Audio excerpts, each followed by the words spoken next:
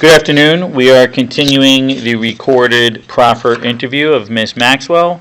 The time is 12:59, Thursday, July 24th.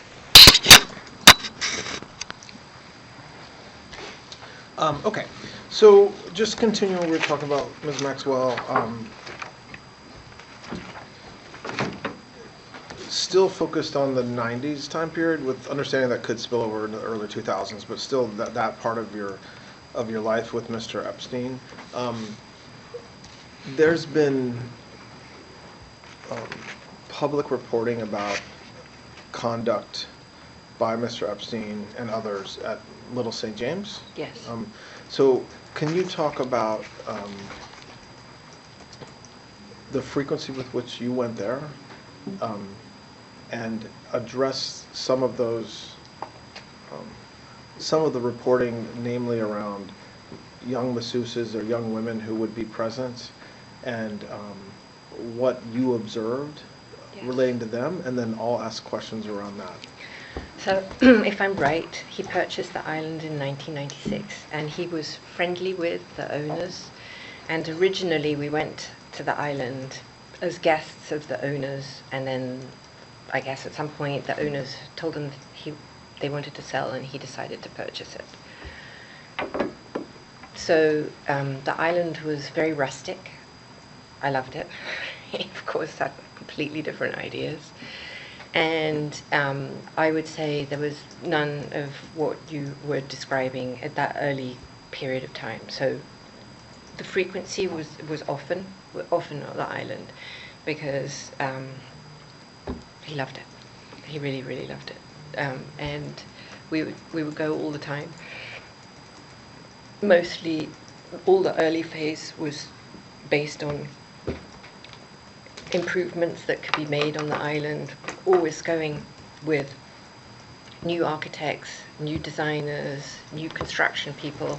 I'd say the first 2 years, almost every trip, not everyone, but almost every trip contained an individual who would be brought on board to have an opinion as to how to I don't want to use the word improve the island, because I don't think you could improve it, but to, I can't think what the word would be, to, what's the word I'm looking for? To develop it, sorry, that's the word I'm looking for. Develop the island, that's the word I'm looking for. So there were trips, constant trips with that in mind. And I would say now, if we're moving to the late 90s, 96, 97, I definitely witnessed a progression in Mr. Epstein's behavior, and a modification, if you will, where in the past, in the early 90s, I don't remember traveling so much with other people, or there'd be a masseuse or a yoga person, but now he started to travel with more, always a masseuse, whereas in the past it wasn't always a masseuse or always an instructor. There was now starting to be always an individual or a friend or whatever. There's always maybe the word would be entourage. But these were always people in their 20s, late 20s, early 30s, as my memory sees it, as I observed that time. And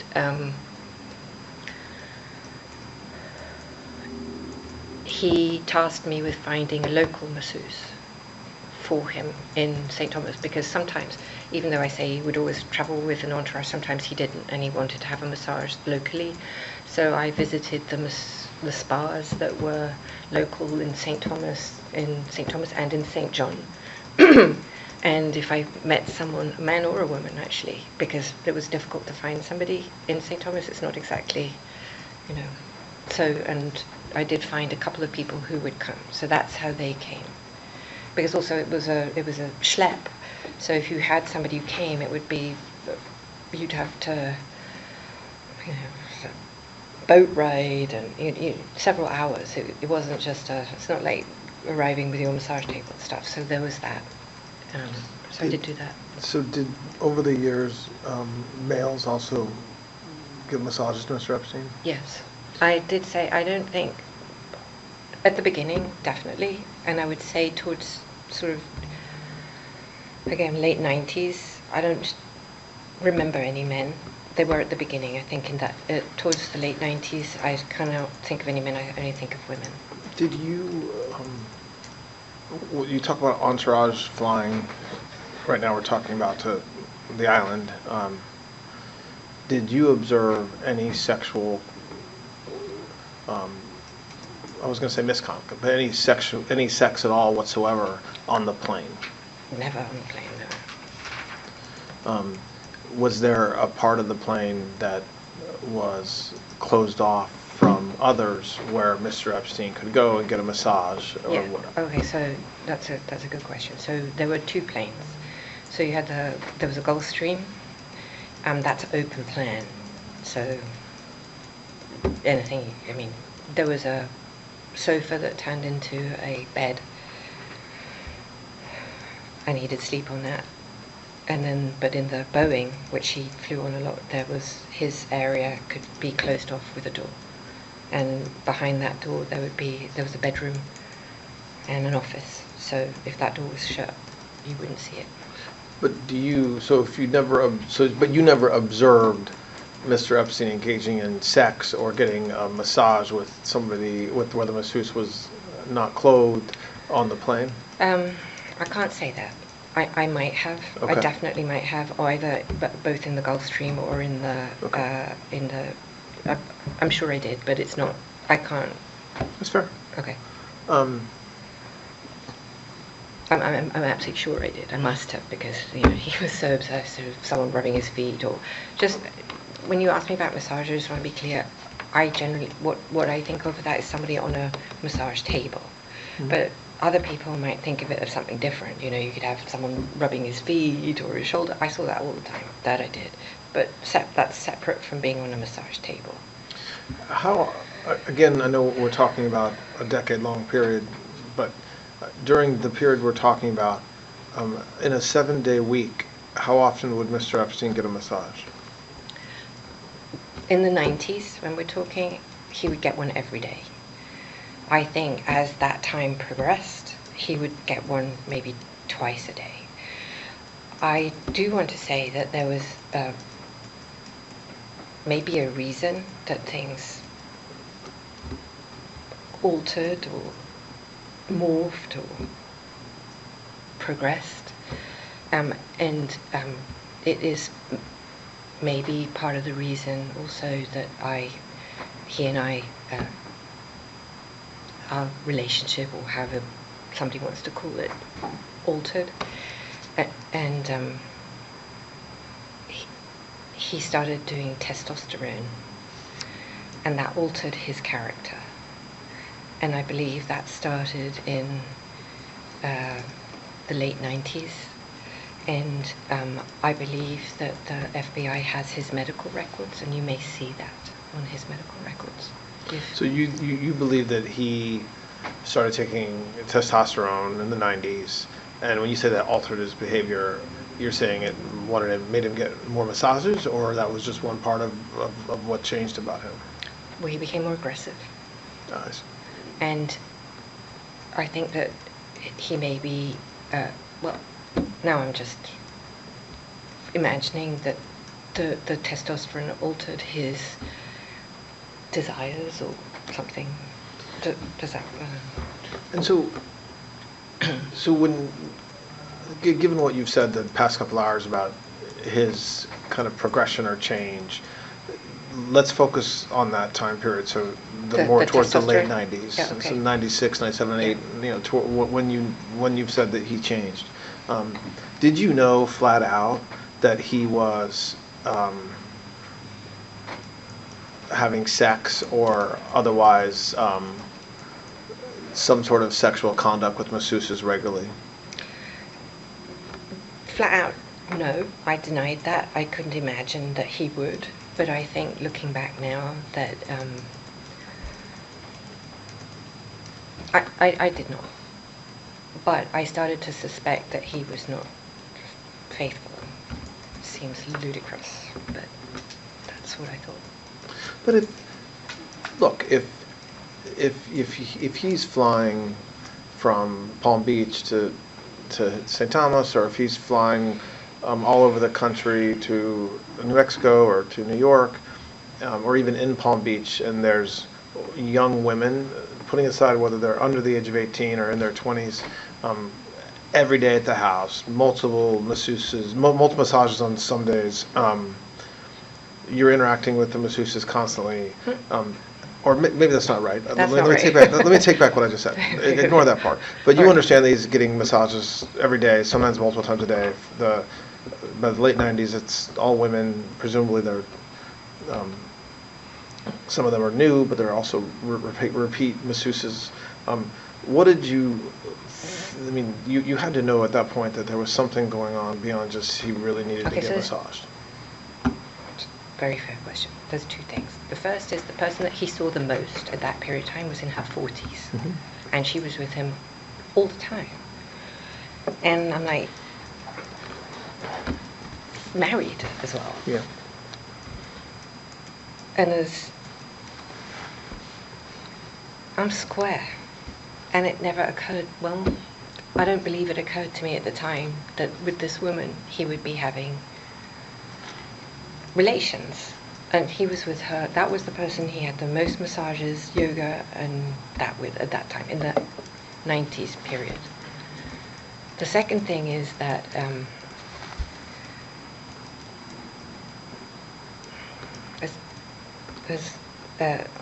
he told me he had difficulty having an erection, and I believed him. When you said he said that, you mean he regularly told you that? Like when I first, because when I didn't have sex with him after the first time, and it took, so I asked him, was it me? And he told me it was him. And I'd never, up until this moment in my life, I'm not stupid, I'm very bright. I've had an excellent education. I traveled all over the world. I had boyfriends. But I had never met or understood that somebody could be so, would lie to me about, it never occurred to me. I didn't have a frame of context within my life experience where somebody would be so manipulative and devious with me. And plus I just didn't have, and I was happy not to have sex because I have a condition that doesn't lend itself to that. Does, when you learned, so fast forward just for a moment to the 2007-8-9 time period, and he's arrested and charged, and there's all kinds of press around his purported contact. At that point, did you accept that that was true? Meaning, did it make sense at that point when you were reading about women who claimed that they had been abused, even underage? And at that point, did you think to yourself, well, geez, that makes sense now that I think about it, or no? First of all, I only read what was in the newspapers. I didn't have any other thing, and I'm embarrassed to say I didn't believe it. Okay. Right. I mean, you didn't believe that the accusations were true at the time. I did not. Yeah. So let's. And sorry, I need to say, even if they were true, I believe that he was duped and he didn't know that they were, whatever was in the papers at that time, whether they said that they were 17 or it didn't register. Because along with all of those, well, not in 2006, but later when the more salacious and other allegations came out, I knew were utterly false, which then just reinforced my belief that the rest was not true. Let me ask you a question about the age of the masseuses over the years. I think in my mind, there's a difference between you knowing or not knowing that a masseuse is under the age of 18 and coming to give a massage, and you knowing that Mr. Epstein, sexually abused the underage person, or made her strip or something like that. Meaning, and I want to understand whether you believe that nobody that came to give massages, none of the women were under 18, or that you didn't focus on their age, but you were more focused on whether any underage woman was abused by him. I think it's better to answer this question with corroborating evidence and then go back and explain so that I frame your understanding of what I'm saying. My understanding is that in 2008, they had interviewed 44 women, let's say, or around that number. Mm-hmm. You have to understand, not a single one of those 44 women mentioned me in a single report. And it's not because... Go back. They didn't mention me in the report because they never met me, they never saw me, and they never interacted with me. So, to go back to your question, it's not that I thought one way or another, it's that I didn't see them. Okay. I see. Okay. Does that... Yeah, no, that's helpful. So... And when I say not one single one of those reports talks about me. And I just want to clarify exactly, because I'm obviously aware that one of those girls was one of the witnesses in my trial, specifically.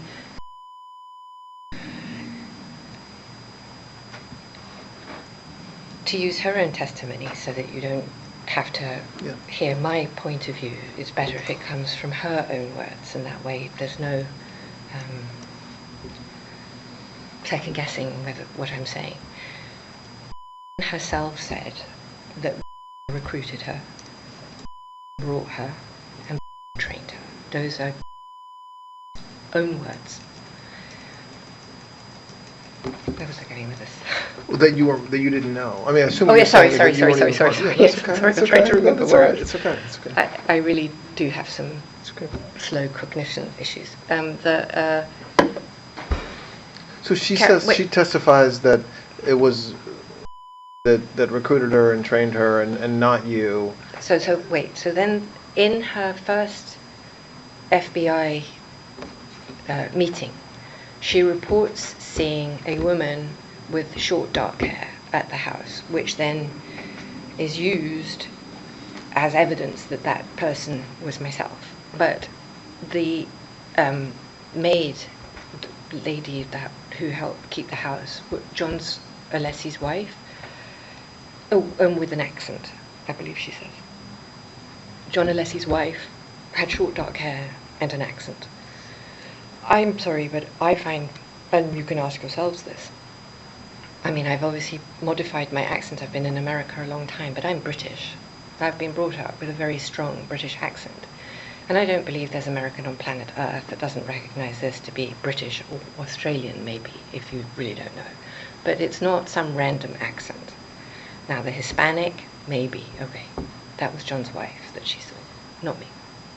And I'd like to point out further how you potentially through her own words, she identified... Why don't we stop there and then ask the next Sorry. question. Yeah, So, okay. So just, and look, I want to try to, I think probably tomorrow I want to talk more about kind of the evidence against you and how to address that. So Sorry. No, don't apologize. That's helpful, but I don't want you to be burdened. I want you to just tell the truth the best you can. So I don't want you to be burdened by what people said at trial or what you know the press says about you. I just thought it was illustrative when you asked me the question, because it doesn't. I absolutely have no memory at any. Now I'm leaving separate to this, obviously, so that's a separate story. I'm not going to pretend. Well, we'll get to. Yes, go ahead. But in the terms of the scheme or whatever, however you want to determine what you're calling that, I have no memory, no active anything of having seen anybody that resembles a young a child, let's call it what it is, at that house giving him a massage. At all.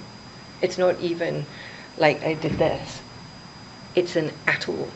And 44 people didn't see me or talk about me either, including. And when you say that house. Oh, sorry, Palm Beach. Yeah, no, I understand what you mean, but does the same memory or lack thereof apply to on planes in New Mexico, in New York, well, with some other important caveats. On that, Bajorlin Jane in my trial was clearly underage, clearly a child, and I only saw her in Palm Beach, and I only saw her with her mother. The other person who was clearly also not an adult or even close, I believe, I remember her now, but that would be the only two, or three, whatever that is. So, did you ever know Mr. Epstein to communicate with FBI agents, either like intelligence FBI agents, like as a source, or just generally with FBI agents? No. Do you think if he had done that, you would have known, like he would have told you something like that? Like if I said to you, Mr. Epstein was a source for the FBI, would you say, that's crazy, no he wasn't, or maybe he was, he would have told me that anyway? I have two answers for that. I think if he was for real, I think he would have bragged about it to me as a show-off, because he could be a show-off. And if he wasn't, he might have dropped it like he was cool. And I don't remember him doing either. Now, with, again, the caveat that before I met him, finding money, I think he may have suggested that there were some people who helped him, but that's the only context that I recall that in. What do you mean by that? When you said finding money, what do you mean? Well, his business where remember I told you, I think in that context, he showed me a photograph that he had with some African warlords or something that he told me, and, you know, I don't remember if that's what I interpreted, like that kind of thing, or whether it was something like that. That's the only actual active memory I have of something nefarious. Not nefarious, I don't even know if it was nefarious, but covert, I suppose, would be the word. And what about any other intelligence agency, like the CIA or Defense Intelligence or any other law enforcement agency?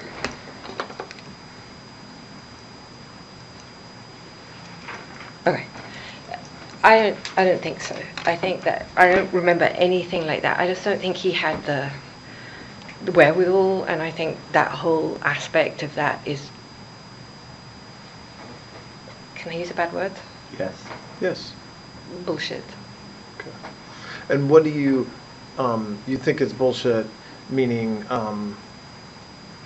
what do you mean? Would you have known if he was, would he have been bragging to you? Would he have been saying these things? I think he was, because I think that, I think one of the reasons why he liked me was because of my family connections, and why he liked other people was because they were cool or whatever. And I think that certainly early when I met him, he would have tried to impress me, or tried to show off, if you will, like he was that guy, you know. And he wasn't that guy. And so, and I think that he would have tried to bullshit me, and he didn't. So I think it's. He may have tried to bullshit me, but no, I couldn't. Right. Sorry. So I want to just shift for a few minutes to talk about post 2000 to kind of when your relationship changed over the years with him. Did there come a time when Mr. Epstein did meet members of the royal family? Yes. When was that? So I need to go back, because I think I may have misspoke. Okay. Well, I didn't misspeak, but it's something that I had forgotten. Yeah. before I met Epstein, Mm-hmm. he lived in London for a period of time. I don't know for how long. And he met and knew some truly fancy people, like people, high society people. That included Princess Diana's best friend. Her name was Rosa Monckton. And Rosa's husband, Dominic Lawson, who's a famous journalist, actually he's a very well-known journalist. And when I... and he was friends with the Barings Bank. I mean, he had, like, the sort of... That was, you're before talking he about met me. before, so in the 80s. 80s. Yes. He was dating Eva Anderson, Miss Sweden, I think. I don't know when she became Miss Sweden. Okay, so earlier when you said that he met them later, you Yes. think he may have met some members of the royal family or certainly British high society? He met, I don't know about the royal family, but certainly high society. Okay. And the reason why I know this is because sometime this is a documentable thing, whatever. There's a photograph that can give you the date, because I don't remember what the date is of this. So there's something that will peg whatever this date is. I don't remember when that is. Epstein went to London without me. He often went everywhere without me, but he was in London without me, which was decently unusual because London's my hometown. But anyway, he went without me, and he went to a big event in. I think it was in the park. Anyway, it was a big event. It's on the news. It's like there's photographs of it, and I don't know if he sat with Diana or he met Diana or he'd already met her. I don't know, but this I believe was organised by Rosa, and so I don't know if she was being set up as a date for him, maybe because I don't want to speak bad of Diana, but I'm not going to do. Okay, so that was pre-meeting you. Oh, no, that was when that event happened when we were. Oh, okay, that was.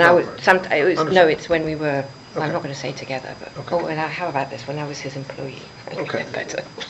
So now moving back to the 2000s, there come a time when Mr. Epstein met Prince Andrew Yes. and others in the royal family, or just Prince Andrew, as far as you know? Well, so as much as I can piece it together, first of all, let's just state I did not introduce him to Prince Andrew. I did not introduce him to Prince Andrew or to Sarah Ferguson. That is a flat untruth. Start with that. So now I'm going to tell you how he did actually meet him. So if you find me that photograph, I can date that time when he met Princess Diana at that event. And based on that, I'll be able to tell you if it's pre or post that event, because I haven't looked it up and I've never bothered to check. So Lynn Forrester, who was a client or some type of client, or I think she actually tried to date him, or might have dated him for the record. She was in... Do you want to ask me something? No, go ahead. Okay, she was, she had a house, or she rented a house in the Vineyard. I think it was in the Vineyard or Nantucket. I can't remember now which one it was. It was one of those. It was either Nantucket or the Vineyard. And invited Epstein to go. And I believe that's when he met Prince Andrew. However, I believe that before that event, he had gone to the Bahamas and had hung out with Sarah Ferguson. And Sarah had called Epstein and had arranged with Lynn, or I don't know now, I'm speculating. Anyway, long and short, he met Andrew at there. And I'm not holding you to an exact date, but when Well, we can approximately date was it from that picture, if you find me the picture. But do you know, without looking at a photo, in your mind, approximately when was that? I want to say it was the 2000, no, probably 2001, 2002. Early 2000s. Yes. And I think it was actually Prince Andrew himself who suggested that he met Jeffrey Epstein through you. I think that's true. So, well... It's true that Andrew said that. Yeah, no, I'm sure it's true. Because I'm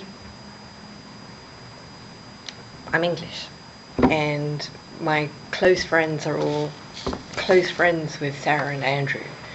And I would not say that I was close friends with Andrew before, but certainly we were friendly, and certainly his best friends, some of them were very, very close with me. And I think that my friendship, me being present, or me, is what made Andrew like Jeffrey more, trust him, or I think that's maybe it. So you don't dispute that that you kind of had a role in getting together. You're just saying you didn't say, Prince, I would here's never Jeffrey. have introduced them. It would never have occurred to me to introduce them. I couldn't imagine them being friends. Two chalk and cheeses would never, I mean, for real, there's nothing there to connect them. So he met Prince Andrew, and then he had a relationship. I don't like that word, it sounds funky. They had a Acquaintanceship. Thank you. And through Sarah, actually. I think Sarah is the one that pushed that. And they met and hung out, I want to say 2 or 3 times. That had nothing to do with me. I wasn't communicating with Andrew. I wasn't in touch with him. And I know this because I was annoyed. And I felt left out. And I felt disrespected. And I was like, this is weird. I couldn't even imagine Epstein and Andrew together. And I thought that Sarah was trying to put the moves on Jeffrey, if I'm being honest. And I thought the whole thing was annoying. And I was pissed. So what happened with their relationship, putting aside the publicity around Prince Andrew's purported relationship with, what happened, as far as you know, with Prince Andrew and Mr. Epstein's relationship from the times you just described? Okay, so after that, at some point, Epstein told me that Andrew was coming to New York and I needed to organize the whole thing. That's classic, by the way, classic Epstein. Of course, if someone, I'm like, all right, fine, whatever. And because he wanted to make sure that Andrew was taken care of and that he was comfortable, he had whatever he needed, and yada, yada, yada. And I'm like, well, am I going to meet him, or are you just going to have me do all the job? And he said, well, you can come and say hello. Right, wow, that's so nice of you, for real. Because you have to understand, like, I don't know if I told you this before, but I did not have the keys to his house. I was not allowed to go to his house unless I was summoned or told. I was not allowed to answer his phones. We can go there. But anyway, so this, we can tell, was a bit of a sore point, perhaps. Anyway, so Andrew came, and of course, the minute we got together, I was like, yay, hi! And then it was so nice because the difference of being in England with Prince Andrew versus being in New York without all the bullshit was insane. And our friendship just like lit up like this.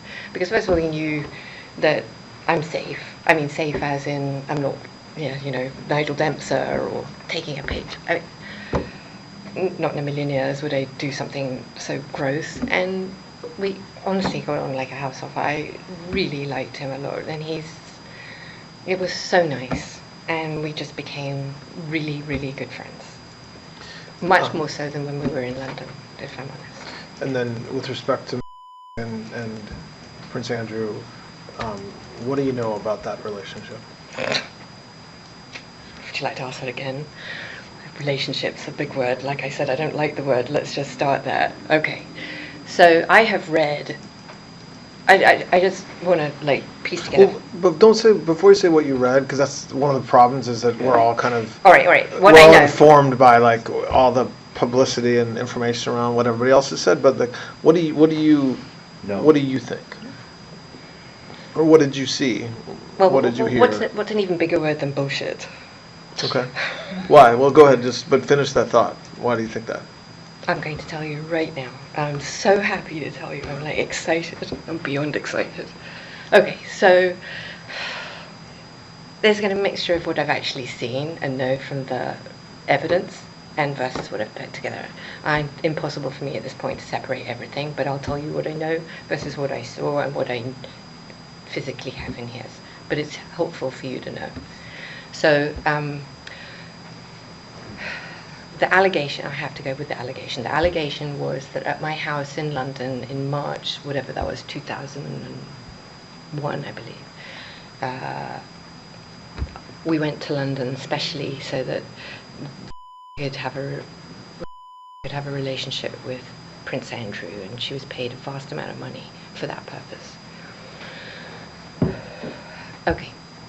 And that she then got in my bathroom in my house in London and had sexual relations with him, and then went into my guest room and had full-blown sex, and then left my house. Oh, he left, and she felt used and disgusting.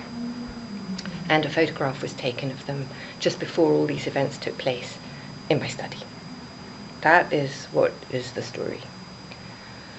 Oh, and then after that, she met him several other times, but we'll come to that. This is where it will allegedly started. And they went to tramp. Oh, right. We went to a nightclub that night. Oh, we went to dinner, right? We went to dinner and then to tramp. Okay, so the first thing about that weekend, that specific weekend, was that it's my mum's 80th birthday and I was in the country. And I have some corroborating evidence for that and a lot of testimonial that you can check. So that takes care of the reason why one of the reasons why her story doesn't hold water. The second reason why, so by the way, when I say that, my mum turned 80th that actual weekend. It was her birthday, it's on March the 11th.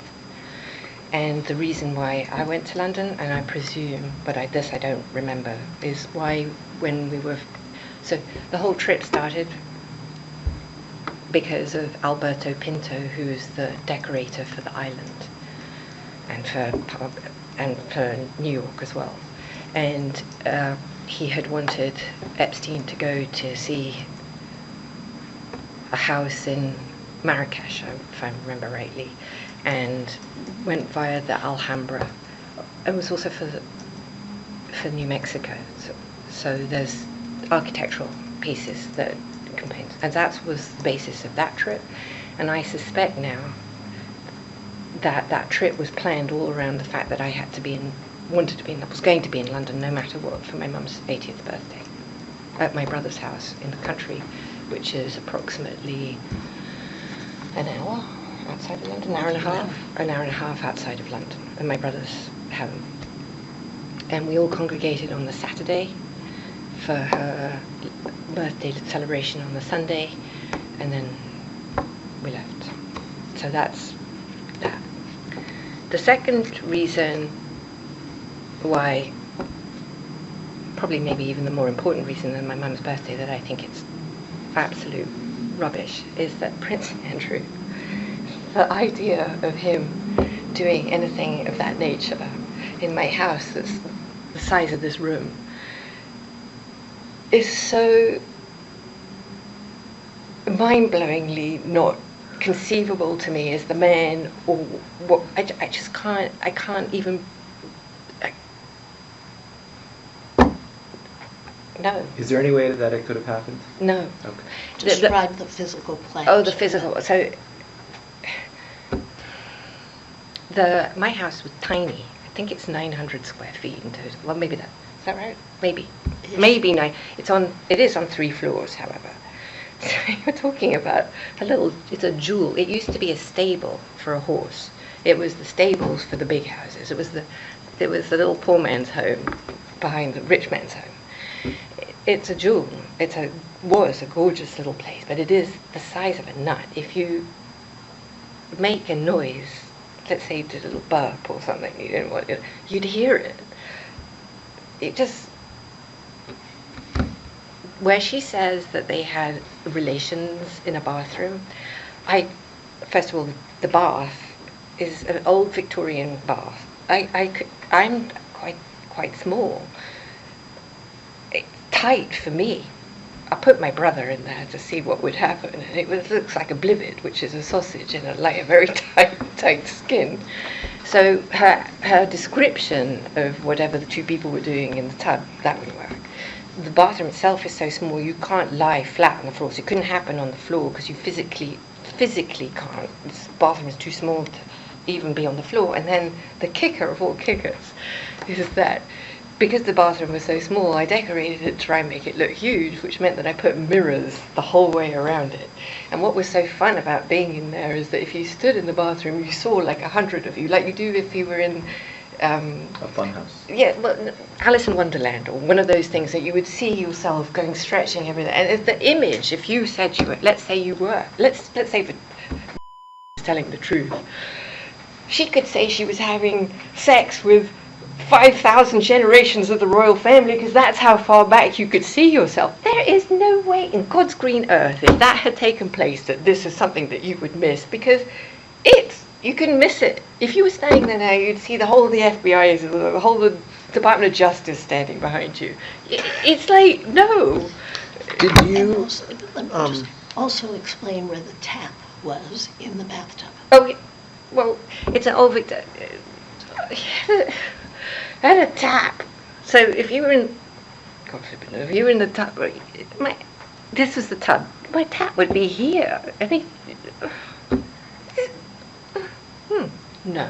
so you think it's kind of logistically and physically not something that could have Well, there's that. happened? And there's just, Andrew would, he's so,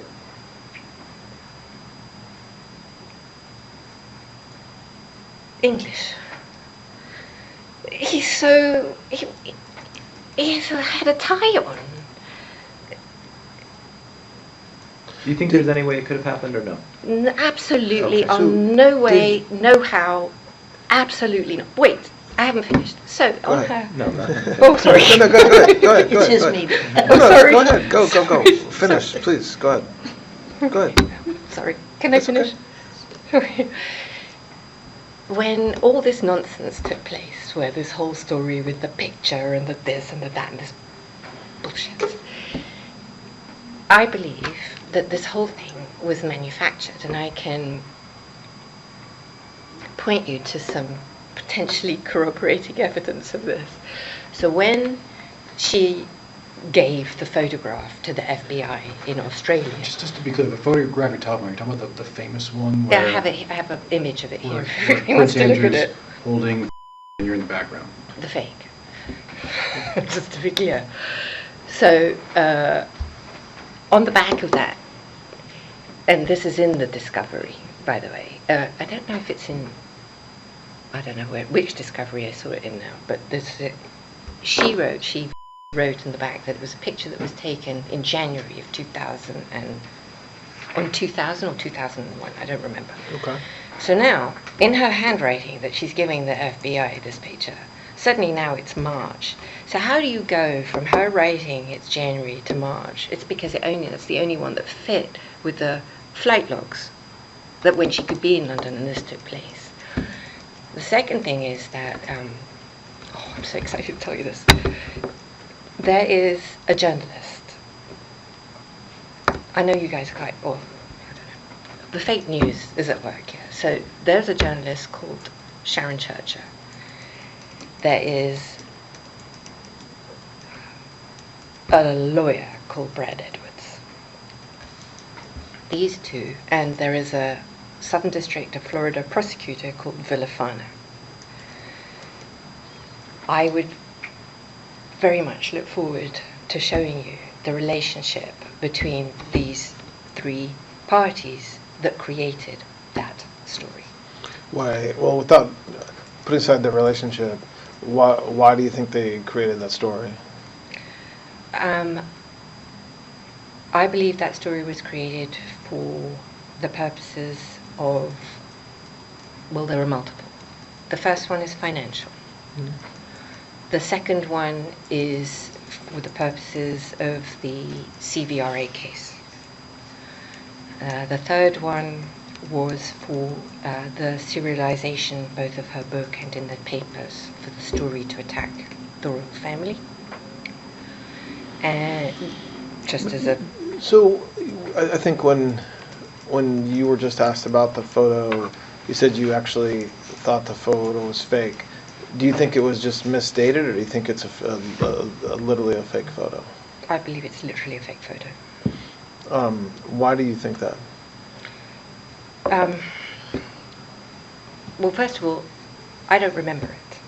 We'll start. But Right, you, okay, but the outfit I'm wearing yeah. is the outfit from my mum's birthday party.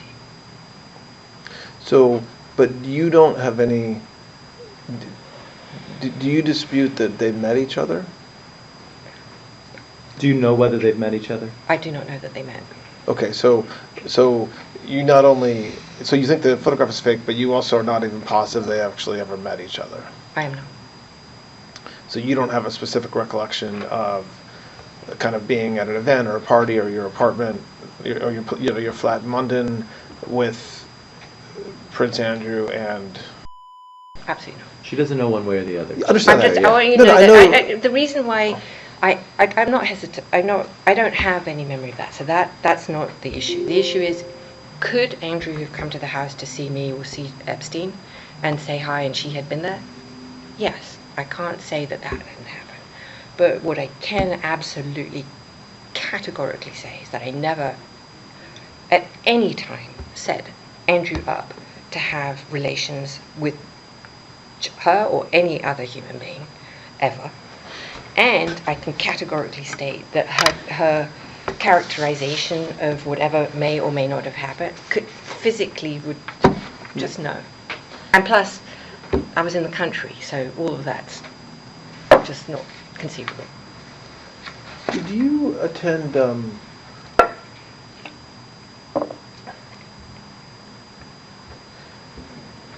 Did you attend social parties over? And again, I really now am focused on 2000 plus, so not the early years, where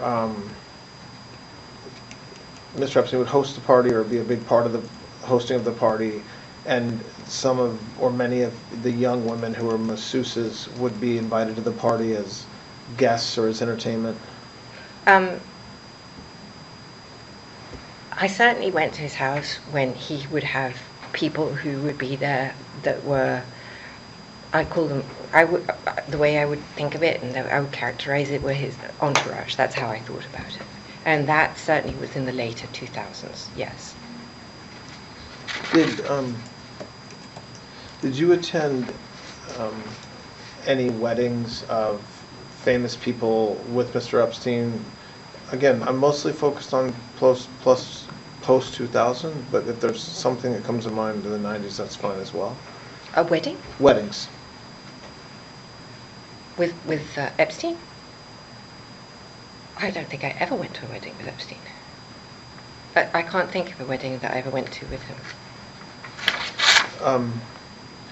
Do you know, so you don't remember, you didn't attend President Clinton's daughter's wedding? I did. Chelsea Clinton's? I But that wasn't with Mr. Epstein? No, it was with Ted Waite, my boyfriend. Say it again? With Ted Waite, my boyfriend. Okay. Do you know whether Mr. Epstein was at that wedding? He was not. And how did you have a relationship? Well, why did you get invited to that wedding? Because Ted and Clinton were very close. And why? How were you close to them? Like, what was the reason you were close to them?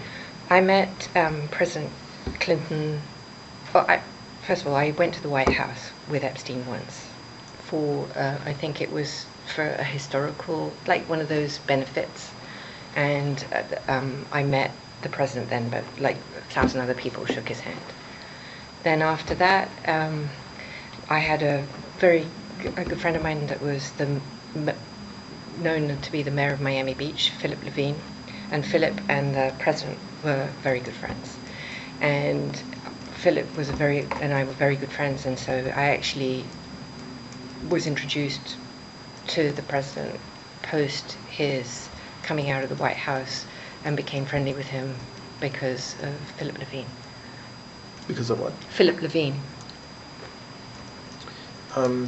There's some names that have been publicly associated with Mr. Epstein that I just want to ask you if you know about. Piers Morgan. Is friendly with who? With Mr. Epstein. I have no idea. Never. I doubt it. Yeah, there's no trick question. I'm not I'm not suggesting that I know the answer to it. I'm genuinely just asking. Well, I would be astonished. I can't imagine they'd have anything in common either. How about? Were you friends with Piers Morgan? I've met him I've met him. I met him at an event in Manhattan. I can't remember what.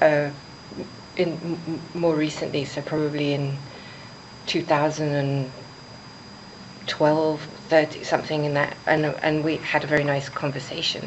So I remember that. I remember thinking, I don't remember if I'd ever met him before, but I remember thinking how nice he was and how I was surprised.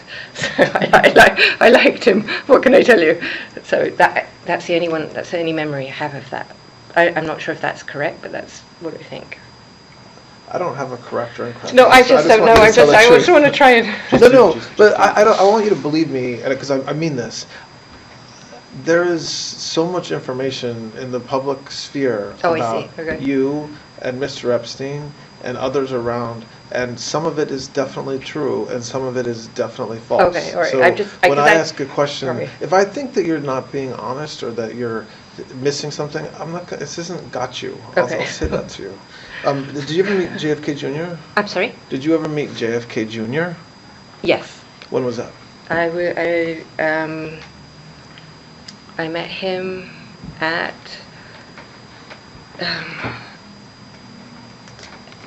Andrew Cuomo's wedding. No, Kerry's wedding. Kerry's wedding. Who did Kerry marry? Andrew Cuomo. Yes. Sorry. Okay. Andrew Cuomo's wedding And when would that have been approximately? 1990. So before or 1989. Something like that. But would that have been before you met maybe. Mr. Epstein? Yes. Did you have any sort of professional or social relationship with John F. Kennedy Jr.? I fancied him. You what? I thought he was very attractive. Oh, you fancied him. Sorry. Aside from finding him attractive and fancying him, did you have any sort of, social relationship with him? I mean, we knew each other, and I thought he was wonderful and fun, and I enjoyed meeting him. But we went out. I wanted to say we had a dinner or two, but I was very excited. But that was it. And then Alan Dershowitz.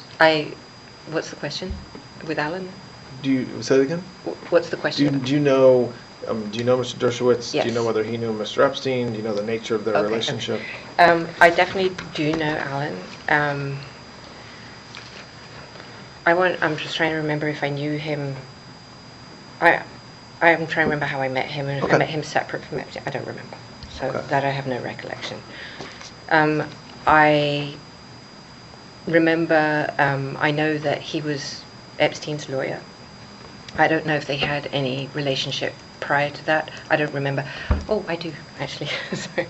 I think they met at the same Martha's Vineyard through Lynn Forrester now. I think that's what happened. I think that's it. And why do you think that? Because it just popped in my head. Okay. And did you said that Mr. Dershowitz was Mr. Epstein's attorney. Do you know whether they also socialized? So my personal memory of when I remember I have two distinct memories with Alan. One is with him and his wife at the island, and I absolutely remember that. And I remember, I think going to his house in Boston, if he had a house in Boston. That's the only two times I remember. Did you ever observe Mr. Dershowitz doing anything inappropriate with young women around Mr. Epstein? Never. Did you ever hear did anybody ever tell you that he had done anything inappropriate? Absolutely not. Do you know one way or the other whether Mr. Dershowitz ever got a massage at the island or any of the locations that he was at with Mr. Epstein? I don't remember anything about him ever getting a massage. I don't ever have any recollection. I don't believe I ever even saw him in a bathrobe. I have no knowledge of that. I'm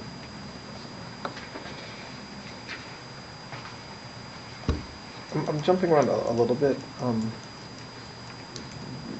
You mentioned, I think, briefly, but the Terra Mar project? Yes. What is that? I founded Terra Mar the idea of Terra Mar came, I think, in 2010. So I want to just explain Terra Mar a little bit. So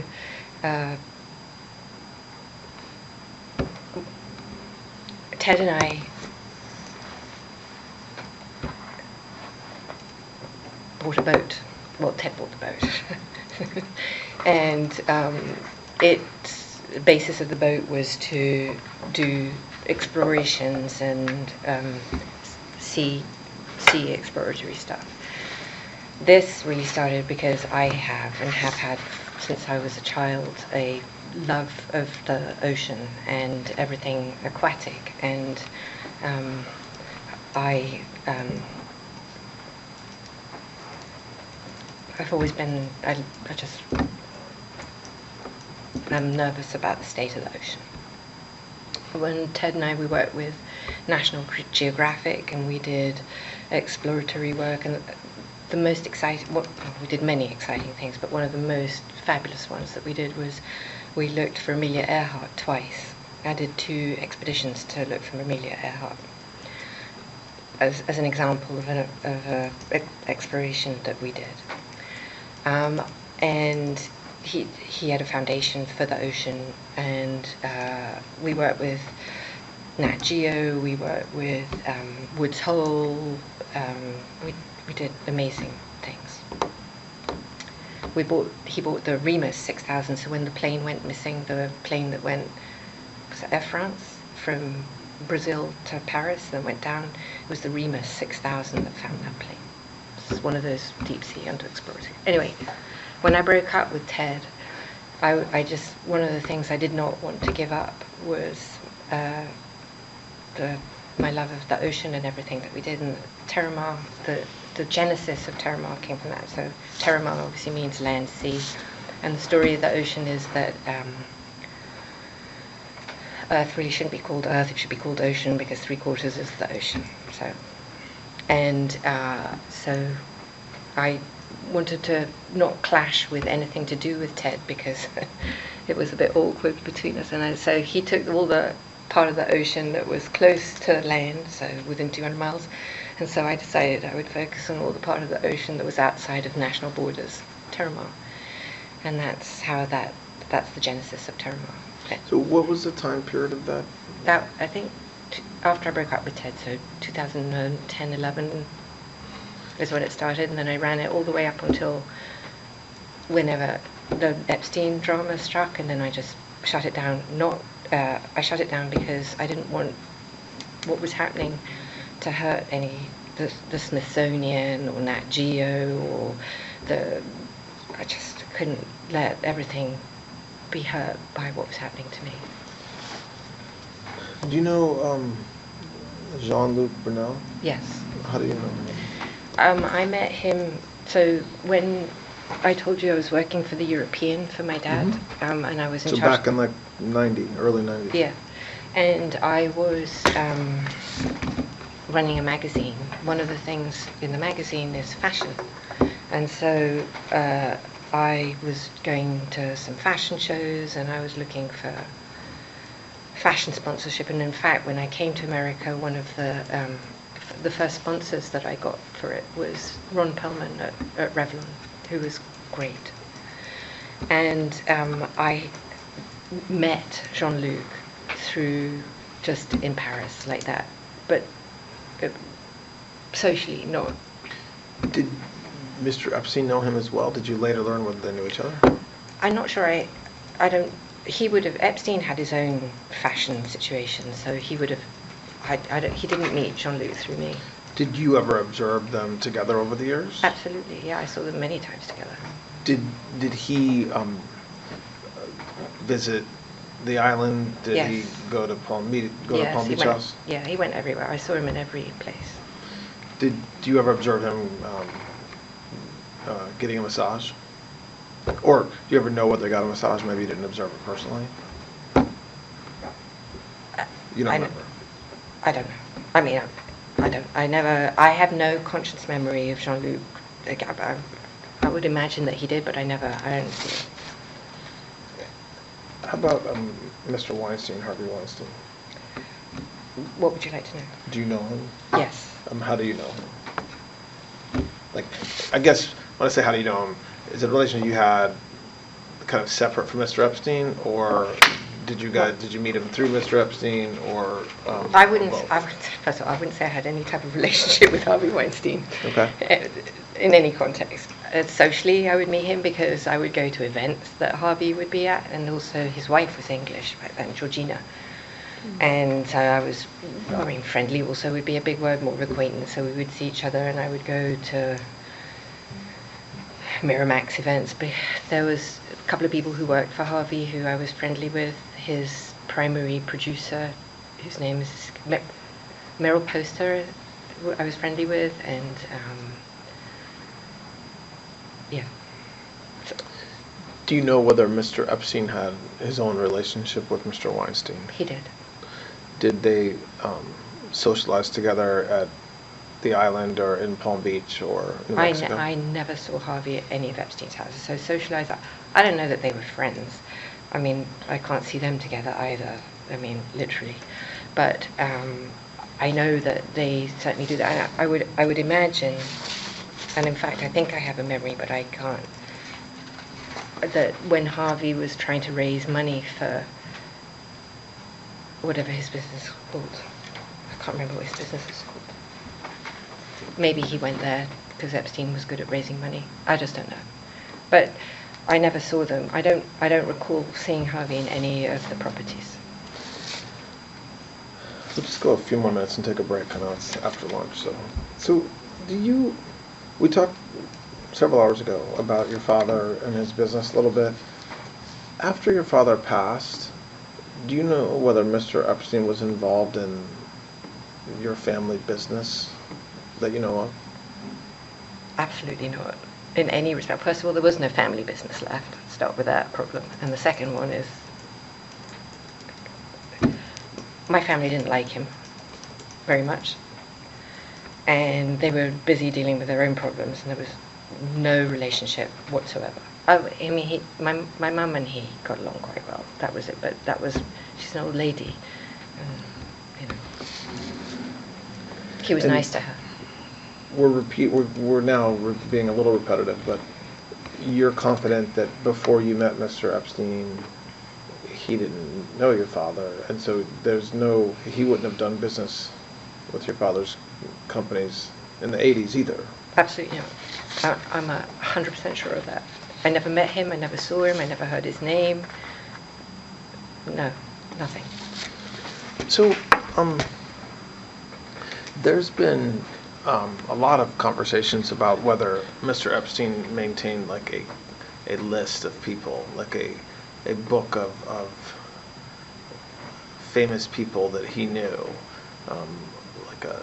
it's called a black book or a client list or a list. Did you know of the existence of any such list? There is no list. We'll start with that. The genesis of that story I can actually trace for you from its absolute inception, if that is what you're interested in. Well, first, to be short, there is no list, there's no client list, nothing like that. No, there's nothing like that. That you know. That I obviously. Right. Yeah. Okay, so you say you think you know the genesis, so go ahead, tell us.